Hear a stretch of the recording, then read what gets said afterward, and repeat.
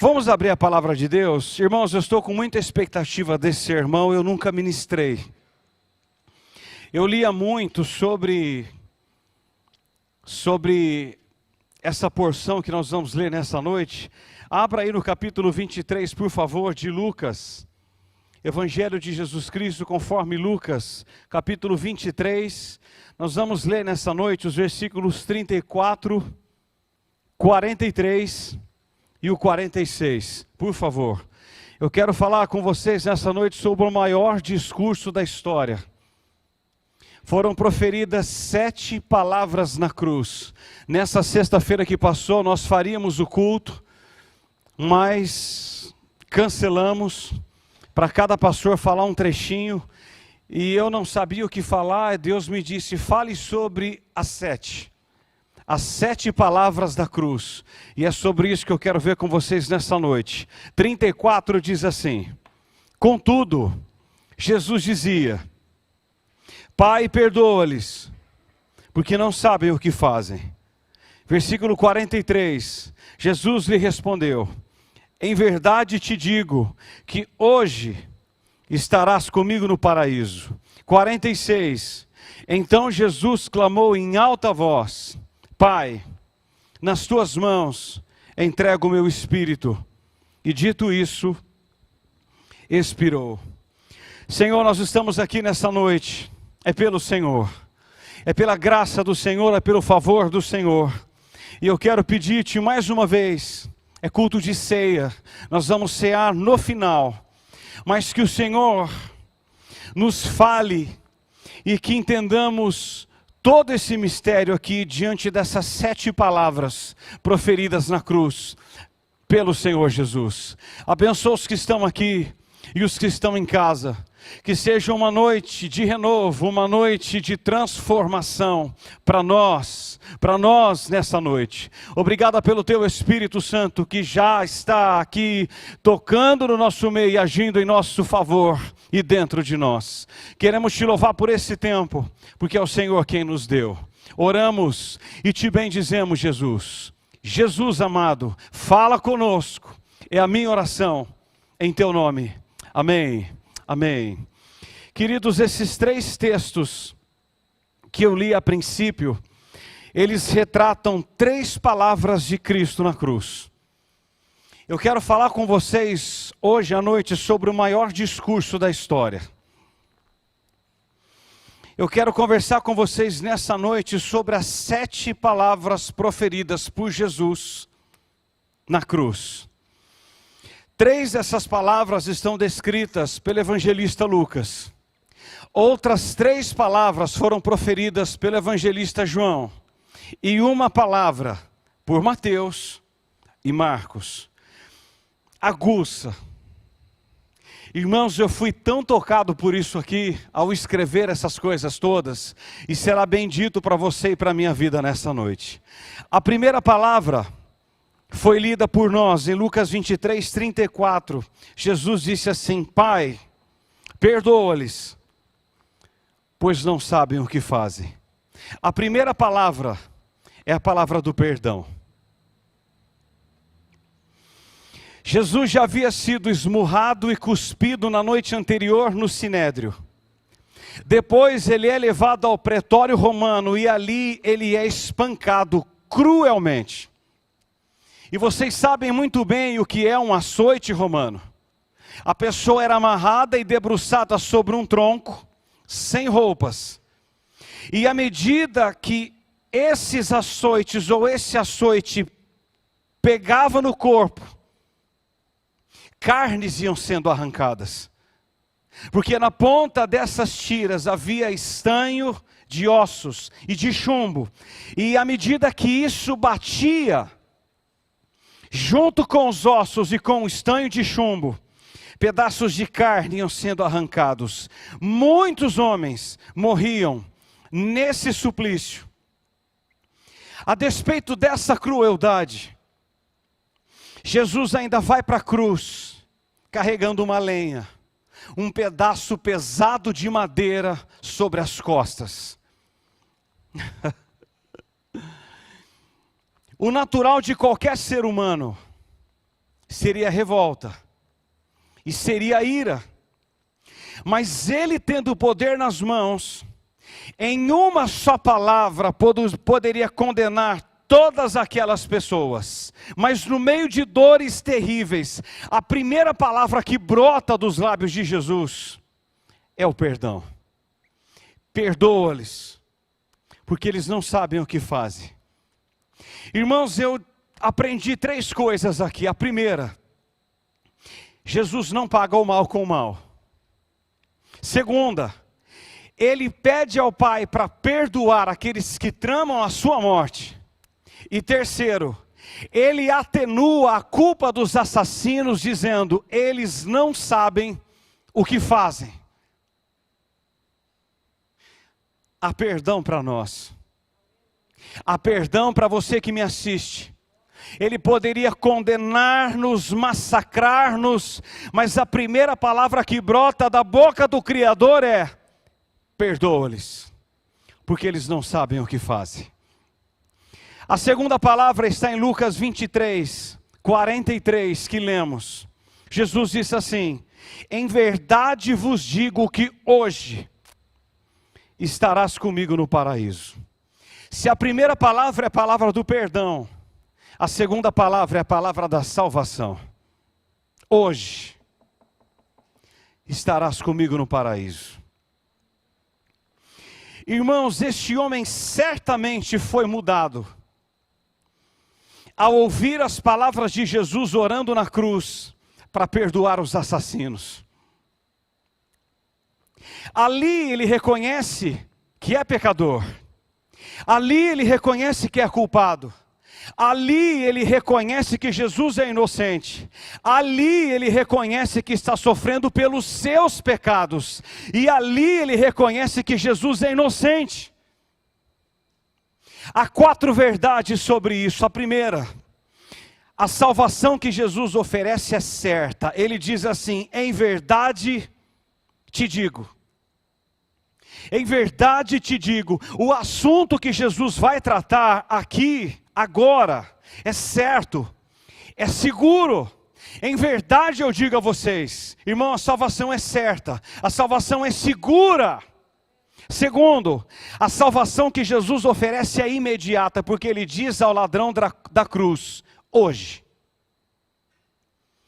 Hoje. É hoje, não amanhã. Não na hora da morte, não depois da morte. Não depois de um tempo de purgatório, e não depois de sucessivas reencarnações. É hoje. A salvação é hoje. É hoje mesmo de Jesus. Hoje. Terceiro, ainda no versículo 43, Jesus me ensina que a salvação dele é gratuita. É gratuita. Irmãos, pense comigo numa coisa. Se a salvação fosse pelas obras, esse homem estaria perdido. Porque ele era um ladrão.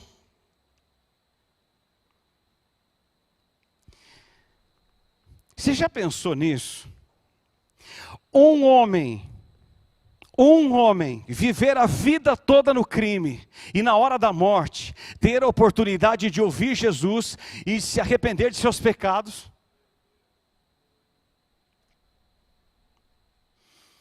A salvação é gratuita. Efésios 2:8, Paulo diz: pela graça sois salvos, mediante a fé em Cristo Jesus. Isso não vem de obras, é dom de Deus, para que ninguém se glorie. Irmãos, a salvação para o maior pecador, e essa salvação é gratuita. É gratuita.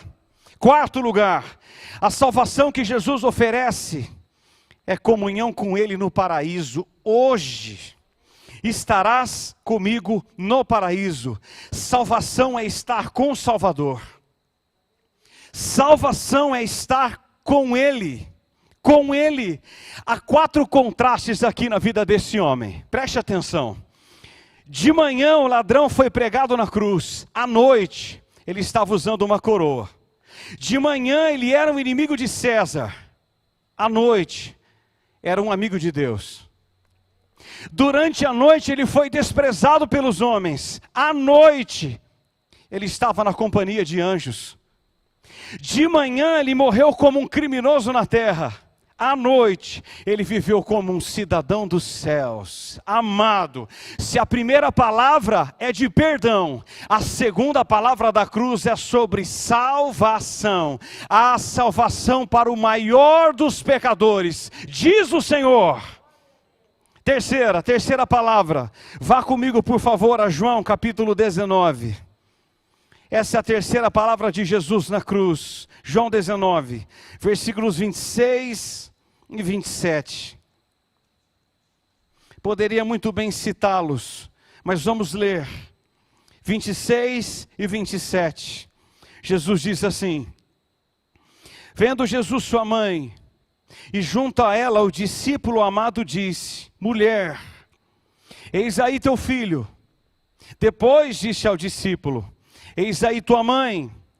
Dessa hora em diante, o discípulo a tomou para casa. Irmãos, se a primeira palavra é a palavra do perdão, a segunda palavra, a palavra da salvação, a terceira palavra na cruz é a palavra do cuidado. Irmãos, notem, até na hora da morte, Jesus mostra zelo por sua mãe, importando-se com o futuro de sua mãe, confiando o futuro de sua mãe ao discípulo amado. Quem era o discípulo amado? João. E ele de fato cumpriu essa missão, porque as últimas informações históricas que temos é que quando João pastoreou a igreja de Éfeso, Maria morava também com ele em Éfeso. Ou seja, João cumpriu aquilo que Jesus pediu a ele antes de morrer: cuide da minha mãe, cuide dela. Irmãos, que palavra maravilhosa hoje no culto de ceia, no culto de Páscoa, sobre a valorização da família, sobre a valorização dos pais, do cuidado dos pais, de alguém que morre, mas provê aos pais, o cuidado dos pais. E eu me fiz uma pergunta, e eu gostaria de fazer a vocês: como é que você tem cuidado dos seus pais? Hoje, Jesus antes de morrer disse: cuide dela, cuide dela, não a deixe a sós. Cuide, João, discípulo amado, cuide dela. Irmãos, hoje há muitos filhos que abandonaram os pais, quer seja fisicamente, quer financeiramente, quer seja espiritualmente. O que Jesus nos ensina nessa noite é sobre a palavra do cuidado. Cuide deles, ore por eles, visite-os, ajude-os espiritualmente, fisicamente e financeiramente, se preciso for. Essa é a terceira palavra da cruz, a palavra do cuidado. Quarta palavra, volta comigo agora para Mateus, capítulo 27, por favor. Mateus 27, versículo 46. Essa quarta palavra da cruz é registrada em Mateus 27 e Marcos 15. Diz assim o versículo 46. Por volta da hora nona, clamou Jesus em alta voz dizendo: Eli, Eli, lama sabachthani. O que quer dizer: Deus meu, por que me desamparaste? Vá comigo para Marcos, o outro evangelho, capítulo 15, por favor. Marcos 15, versículo 34. Jesus diz as mesmas palavras. 15, 34. A hora nona, clamou Jesus em alta voz: Eloi, Eloi, lama sabachthani. Que quer dizer: Deus meu, por que me desamparaste? Se a primeira palavra é do perdão, a segunda da salvação, a terceira do cuidado, a quarta palavra de Jesus aqui é a palavra do desamparo. Por que me desamparaste? Irmão, Jesus já havia sido desamparado pelo povo, pelos líderes, pelos ladrões, e agora está sendo também desamparado pelo próprio Pai. E a grande pergunta nessa noite é: por que Deus desamparou Jesus, seu filho, naquele momento na cruz? Falta de amor, descuido, desinteresse? O que está acontecendo aqui para que o sol escondesse o rosto de Jesus? Porque houve trevas ao meio-dia em Mateus 27:45. O sol escondeu-se o rosto de Jesus na cruz. E o próprio Pai já havia dito sobre o seu filho em Mateus 3,17: eis o meu filho amado, em quem me comprazo, agora o desamparar. Irmãos, escute algo aqui. Aqui está a essência do Evangelho. É o centro do núcleo da salvação. Precisamos entender isso. A única maneira de Deus ser justo e justificar você era encontrar alguém que fosse o seu representante, substituto e fiador, que pudesse sofrer o golpe mortal da lei. E qual era o golpe mortal da lei? Romanos 6:23, o salário do pecado é a morte. Que pudesse satisfazer todas as demandas da justiça de Deus, porque Deus, sendo justo, Ele não poderia passar por cima dos nossos pecados, porque Naum 1:3 diz que Deus não inocenta o culpado. Ezequiel 18:20, o profeta já havia dito: a alma que pecar, essa morrerá. Então, Deus, para não desamparar você por toda a eternidade,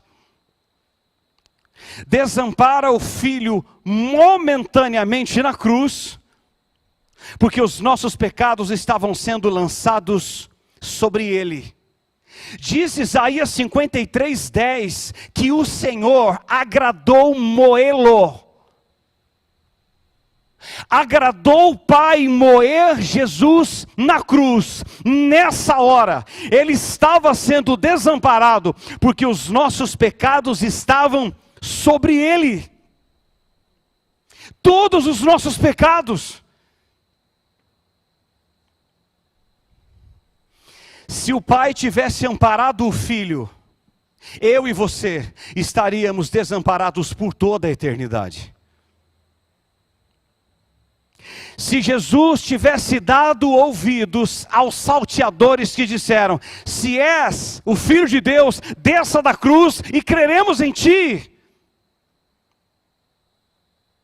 Se Ele tivesse descido da cruz, eu e você desceríamos ao inferno, inevitavelmente. Por isso, valorize a salvação.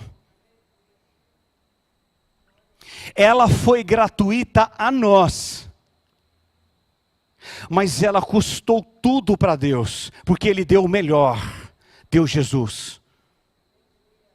A salvação é gratuita a nós, mas a Deus não foi, porque Ele deu o que Ele tinha de melhor. Melhor, Ele se fez carne e habitou entre nós, Ele deu o melhor. Eli, Eli, lama sabachthani, por que me desamparaste? Quinta palavra, vá comigo para João capítulo 19. João 19, versículo 28. Por favor.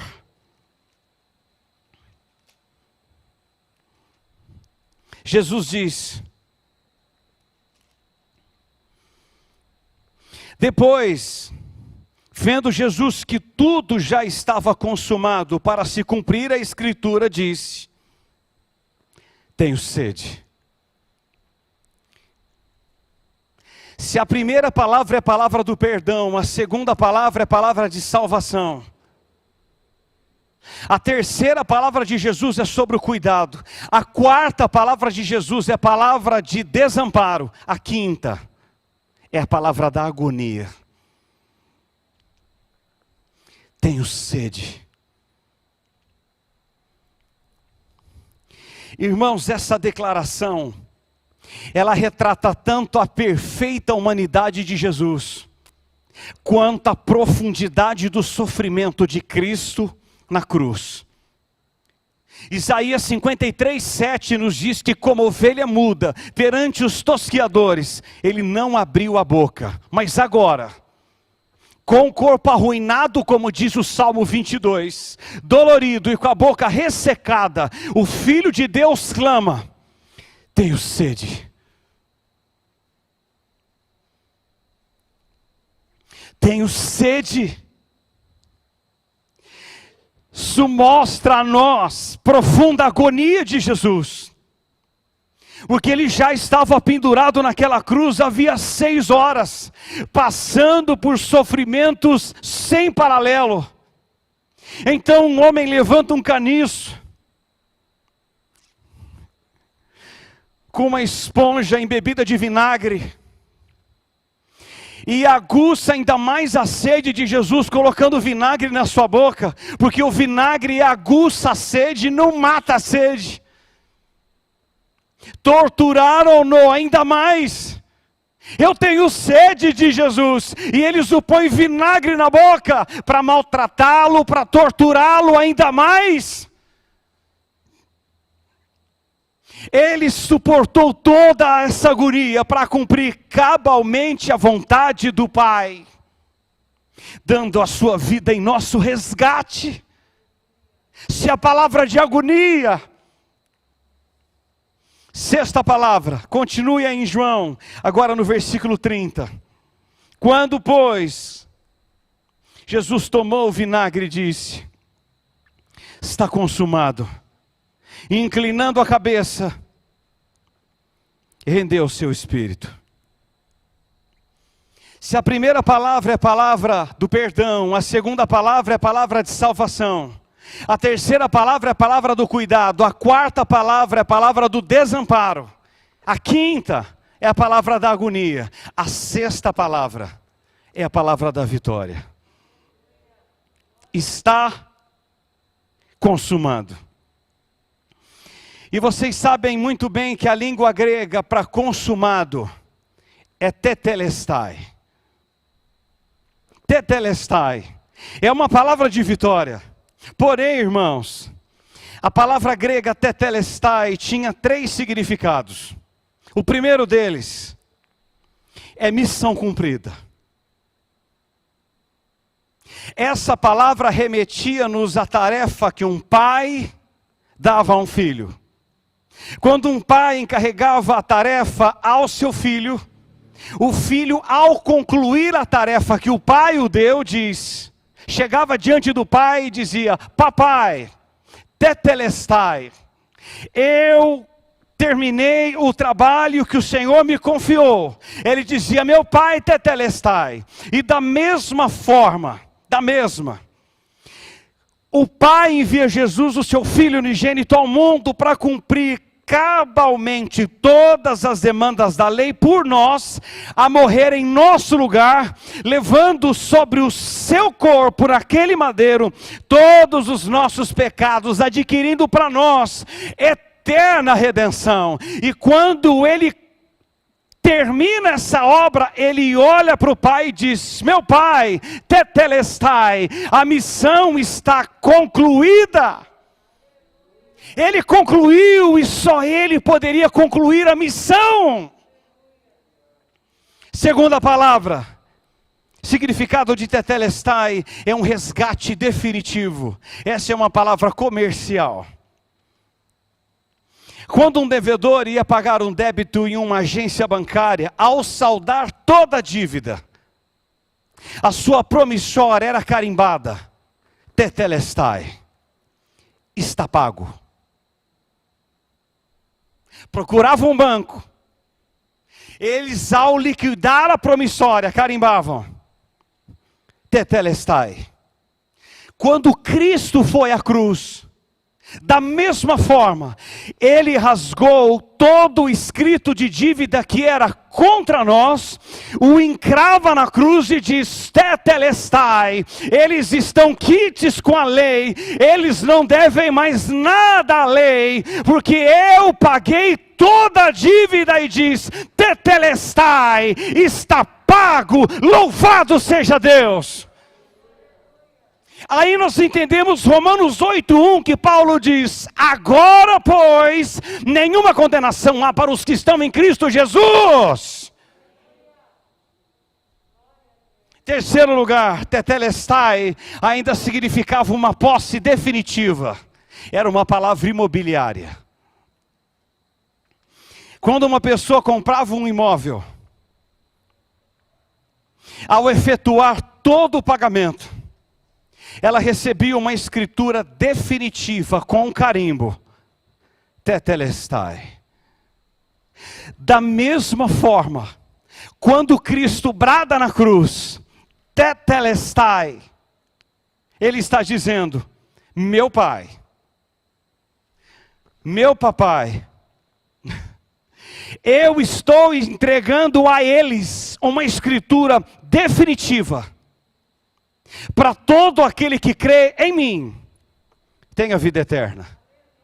Eles passam a ser meus, e eu deles. É tetelestai.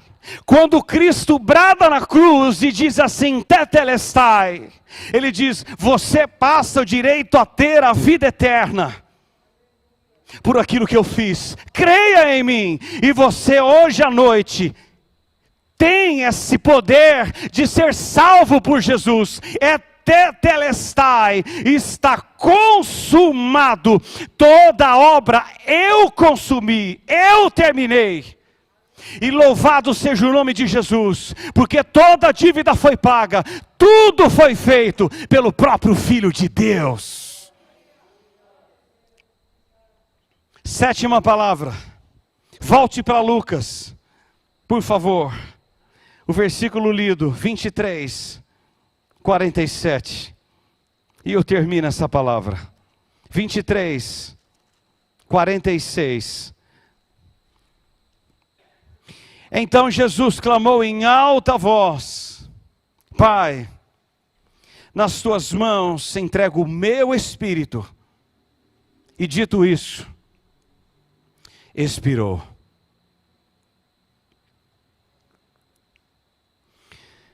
Se a primeira palavra é a palavra do perdão,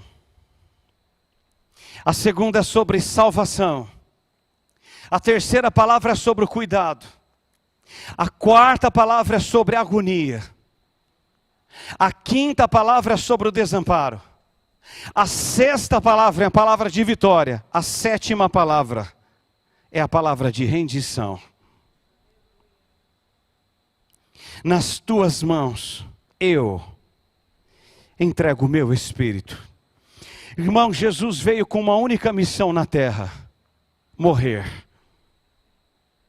Aliás, Jesus foi o único homem que nasceu para morrer. O único. Ele veio com uma missão: morrer. Ele veio. Ele morreu para salvar todo aquele que crê.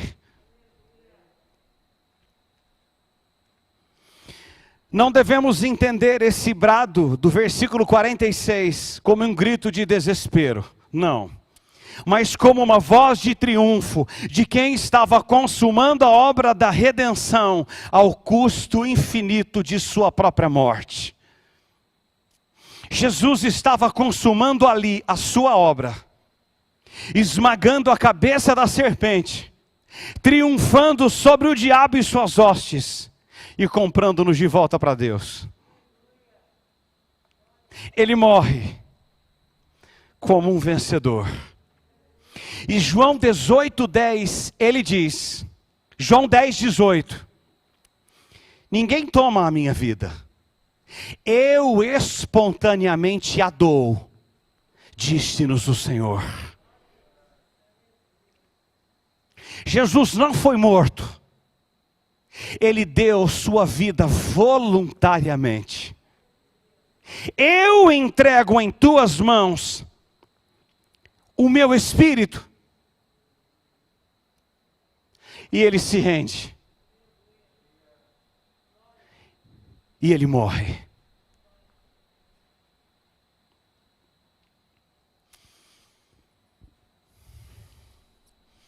Irmãos, eu quero terminar essa ministração, essa exposição com 3 reflexões. Primeira, o nosso pecado é maligníssimo. Para resolver o problema do pecado, não teve meias medidas. O próprio Filho de Deus teve que vir e morrer. O pecado da humanidade é maligno. Segunda consideração, o amor de Deus por você é indescritível. Romanos 5, 7 e 8, Paulo diz assim, olha, dificilmente alguém morreria por um justo, pois talvez por um bom alguém se arrisque a morrer. Mas Deus prova o seu próprio amor para conosco, pelo fato de Cristo ter morrido por nós, sendo nós ainda pecadores. Querido, nunca duvide do amor de Deus. Nunca. Nunca pense em momento algum que Deus não devotou a você total amor. Total. Ele não escreveu eu te amo com letra de fogo nas nuvens. Ele escreveu eu te amo quando deu seu filho por você e por mim na cruz para morrer em nosso lugar. E isso ele diz te amo. Assim ele diz, eu amo você e dou o meu filho por você na cruz, em seu favor e em seu lugar. O amor de Deus por nós é indescritível. E terceiro, a salvação é um dom gratuito de Deus a todos. O preço já foi pago. O sacrifício já foi feito. Agora existe um presente. Você recebe esse presente agora e pela fé. Qual é o presente? Ser salvo.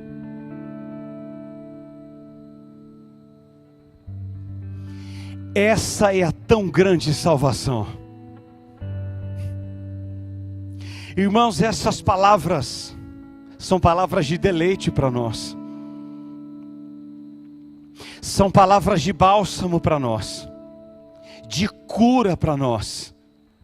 Ele não deu o pior, Ele deu o melhor, a seu favor e a meu favor. Por isso Hebreus 2:3 diz, como escaparemos nós, se negligenciarmos tão grande salvação? Fique de pé, por favor, vamos orar.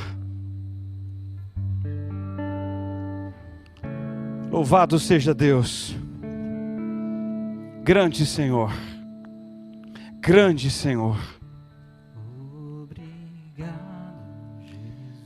Grande Jesus. Grande Deus.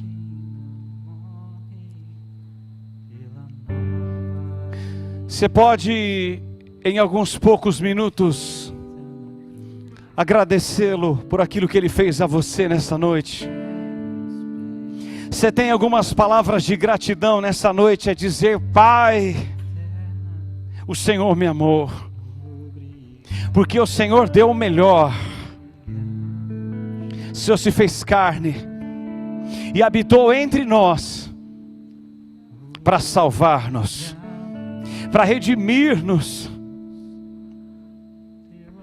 para comprar-nos de volta para Ti. Obrigado, Jesus, por essas palavras. São palavras de vida e de vida em eternidade. Grande Deus, o Senhor resolveu esse problema do pecado de uma única forma. Eu preciso me encarnar. Eu preciso me fazer carne e habitar entre vós. O Senhor sofreu. O Senhor foi rejeitado. O Senhor apanhou e apanhou muito. Muitos viraram as costas para o Senhor. O Senhor foi moído naquela cruz. E agradou ao Pai moê-lo em nosso lugar e em nosso favor. Nós queremos te render graças, Deus, porque nós entendemos nessa noite que o pecado é maligno e que o Senhor nos ama de uma forma sobrenatural, porque o Senhor se encarna, sofre dores, rejeições, traições, açoites, dores, mas o Senhor não recua da promessa. Se o Senhor tivesse descido daquela cruz, irremediavelmente nós desceríamos a passos largos para o lago de fogo, mas o Senhor não recuou. O Senhor cumpriu a vontade do Pai para redimir-nos e comprar-nos de volta para Ti, para todo aquele que nele crê, não pereça, mas tenha vida eterna. Nós Te louvamos, porque a vida eterna é gratuita. O Senhor salvou um ladrão da cruz, ao ouvi-lo orar, perdoa-lhes, porque eles não sabem o que fazem. Aquele homem foi tocado, viveu uma vida inteira contrária à Tua vontade, mas na última hora, seu coração foi aberto, ele ouve as Tuas palavras na cruz, e brota arrependimento do seu coração, e ele é salvo. Ele é salvo. Senhor, nós Te bendizemos, porque o Senhor continua salvando o mais vil pecador. O Senhor continua salvando aqueles que a sociedade vira as costas. O Senhor continua salvando assassinos. O Senhor continua salvando adúlteros. O Senhor continua salvando bêbados. O Senhor continua salvando drogados. O Senhor continua salvando prostitutas. O Senhor continua dando oportunidades a todos de ouvirem a Tua voz e serem salvos, ainda que seja na última hora. O Senhor é o Deus da graça. O Senhor é um Deus do amor. E o Senhor continua falando e salvando pessoas. Louvado seja o Teu nome, louvado seja o Teu nome, Jesus, por aquilo que Tu fizeste a nós, e hoje nós temos vida, e a temos em eternidade. Louvado seja o Senhor pelas Tuas palavras nessa noite. Elas são palavras de vida, elas são palavras de graça, elas são palavras doces para nós, os que cremos. Te bendizemos pelo Teu sacrifício. O Senhor nos atraiu com cordas de amor, e hoje nós podemos dizer: grande é o Senhor, digno é o Senhor de receber honra, glória, louvor e majestade e poder, pelos séculos dos séculos, pelos séculos dos séculos, de eternidade em eternidade. Tu és Deus, Tu és Deus. Te louvamos, Pai, te louvamos, Filho, te louvamos, Espírito Santo de Deus. Amém, amém, amém. Você pode aplaudir Jesus aí nessa noite? Aleluia.